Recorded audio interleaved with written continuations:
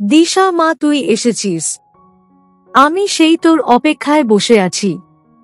ঘুমও আসছে না মা আমার। আমার বাবার কথাটা শুনে আমি মুচকি হেসে ফেলে বললাম, তাই বাবা, দিন আপনার পায়ে মালিশ করে দেই। আমার কথাটা শুনে আমায় বাবা কোনো কথা বললেন না, বরং তিনি আমার দিকে এক দৃষ্টিতে তাকিয়ে থাকলেন। আমি আমার বাবাকে এমনভাবে আমার দিকে তাকিয়ে থাকতে দেখে নিজের চোখ নামিয়ে নিলাম।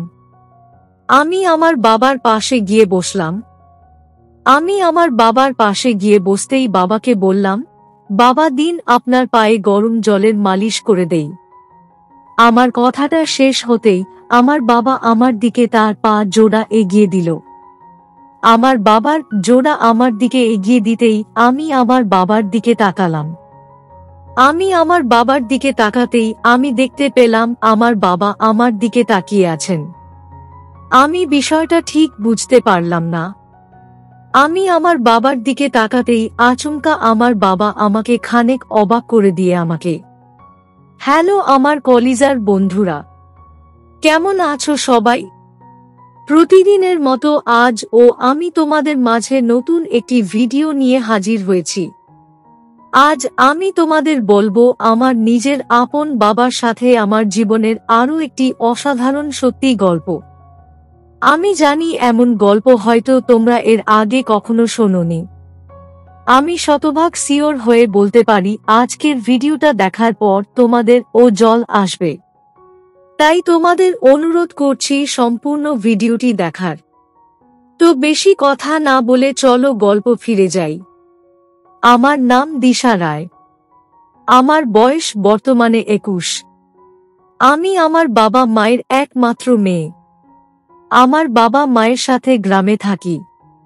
আমার ছোটবেলা থেকেই পড়াশোনার অনেক বেশি ইচ্ছে ছিল। আমার অনেক স্বপ্ন ছিল এই পড়াশোনা নিয়ে। আসলে আমি যেহেতু আমার পিতা মাতার একমাত্র মেয়ে, তাই আমি পড়াশোনা করে প্রতিষ্ঠিত হয়ে নিজের বাবা মায়ের সেবা করতে চাইতাম। আর এই কারণেই আমার ছোটবেলা থেকেই পড়াশোনার প্রতি এতটা টান ছিল। আমার বাবা মা যখন বুঝতে পারলেন যে তাদের মেয়ে পড়াশোনা করতে চায়, তখন আমার পরিবার আমার এই স্বপ্ন পূরণ করার জন্য উৎসাহ দিতে শুরু করেন। সবকিছু বেশ ভালোই চলছিল।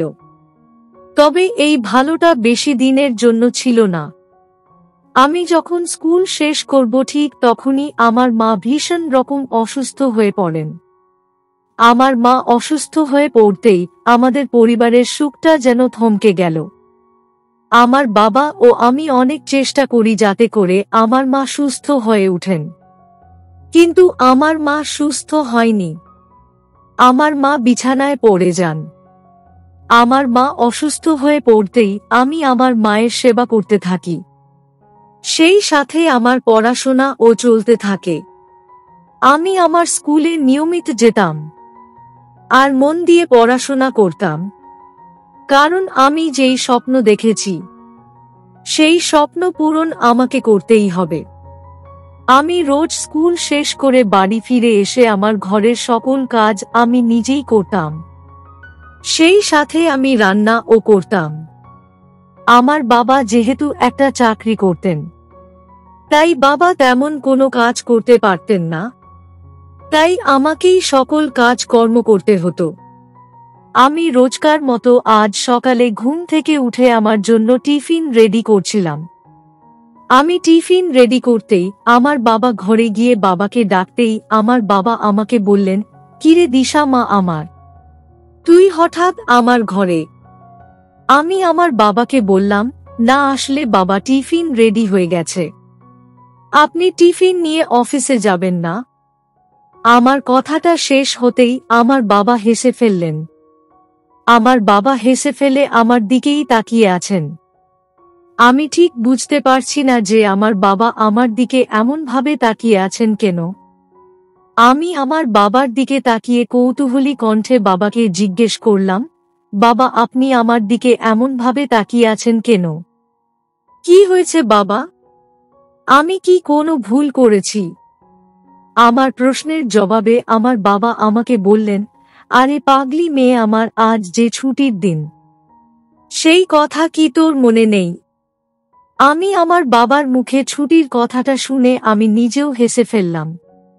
সত্যি বলতে আমার একদমই মাথায় ছিল না যে আজ ছুটির দিন। আমি মুচকি হেসে ফেলে আমার বাবাকে বললাম, আসলে বাবা, আমি একদম ভুলে গেছিলাম। আপনি ঘুমিয়ে থাকুন, আমি আসছি। এই বলে আমি আমার বাবার ঘরের সামনে থেকে চলে যেতে নিতেই আমার বাবা আমাকে থামিয়ে দিলেন। আমার বাবা আমাকে থামতে বলতেই আমি থমকে দাঁড়ালাম।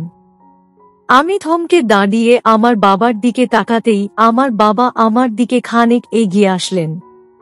আমার বাবা আমার সামনে এগিয়ে এসে আমাকে বললেন, মানে তোর উপর অনেক বেশি চাপ পড়ে যাচ্ছে, তাই না?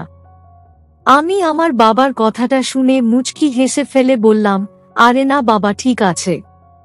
তাছাড়া আমি একটু কাজ করছি যাতে করে আমার মায়ের এই অসুস্থ শরীর নিয়ে কিছু না করতে হয়। এটা আমার কাছে কঠিন কিছু না, বরং আমি আমাদের সংসারের কাজ করতে পেরে অনেক খুশি। আমার মায়ের সেবা করতে পেরে আমি অনেক আনন্দ অনুভব করি বাবা। আমার কথাটা শেষ হতেই আমার বাবা একটা দীর্ঘশ্বাস ফেললেন। আমি জানি আমার বাবা আমার কথা অনেক বেশি চিন্তা করে থাকেন। আমার বাবা যখন অফিসে যান তিনি সব সময় আমাকে বলে যান সাবধানে থাকতে। আমি আমার বাবার মনের কথা ঠিক বুঝতে পারি। আমি আর কথা বাড়ালাম না। আমি আমার বাবার ঘরের সামনে থেকে সোজা নিজের ঘরে চলে আসলাম। আমি আমার ঘরে ফিরে এসে বিছানায় বসে খানিক সময় বিশ্রাম নিয়ে নিলাম।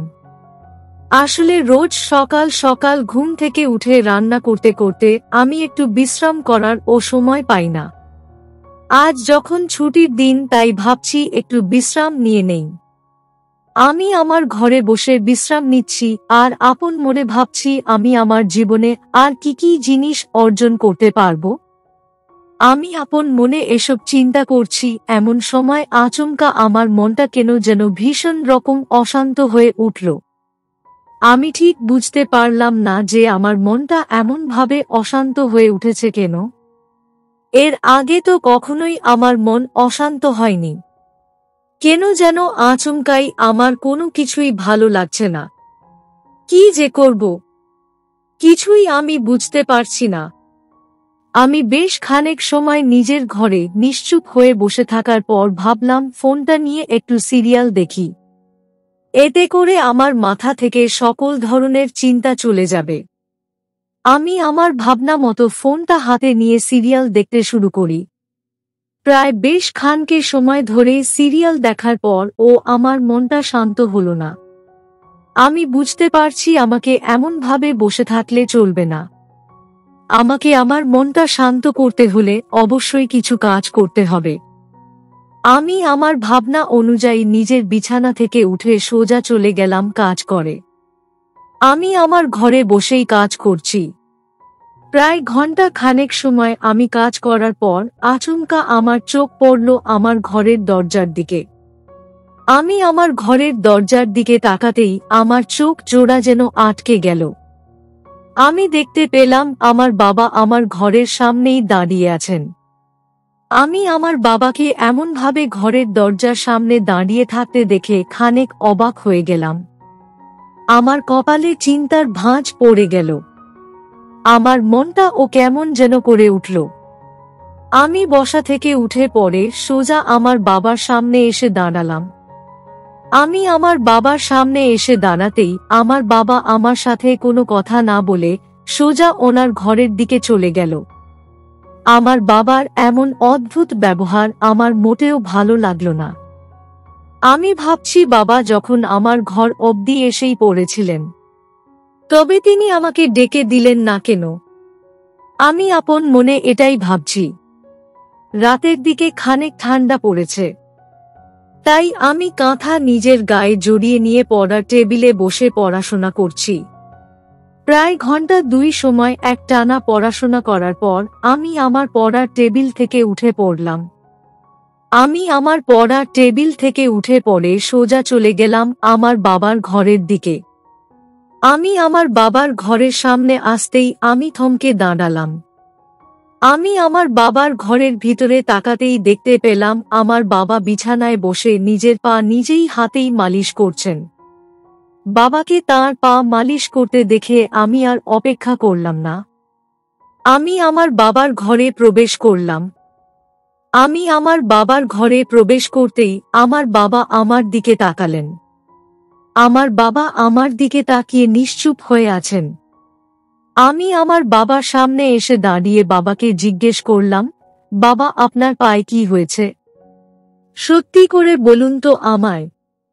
আমার প্রশ্নের জবাবে আমার বাবা মুচকি হেসে ফেলে বললেন, তেমন কিছু না যে মা, এই একটু পাটা ব্যথা করছিল, এখন ঠিক আছে। আমি আমার বাবার কথাটা শুনে বললাম, এখন কেমন করে ঠিক হলো? আর আমি না বুঝতে পারছি না বাবা, আপনি আমাকে মিথ্যা কথা কেন বলছেন? ঠান্ডা পড়লে যে আপনার পা ব্যথা করে সেটা কি আমি জানি না নাকি? আমার কথাটা শেষ হতেই আমার বাবা একটা দীর্ঘশ্বাস ফেলে আমাকে বললেন, জেনে কি হবে রে মা? সারাটা দিন তো আমাদের কথাই ভাবতে থাকিস, একটু বিশ্রাম নেয়ার সময় ও তোর হয় না। আর কত করবি? আমি আমার পায়ে তেল মালিশ করে নিতে পারবো মা, তুই অযথা আমাকে নিয়ে চিন্তা করিস না। আমার বাবার কথাটা শেষ হতেই আমি আমার বাবাকে বললাম, আপনার কথা আমি মোটেও চিন্তা করছি না। আর আপনি এখন কোনো কথা ও বলেন না, আপনি চুপটি করে বসুন, আমি এখনই আপনার জন্য গরম জল নিয়ে আসছি। এই বলে আমি আমার বাবার ঘর থেকে বেরিয়ে সোজা চলে আসা রান্নাঘরে। আমি রান্নাঘরে এসে গরম জল নিয়ে আমার বাবার ঘরের দিকে ফিরে আসলাম।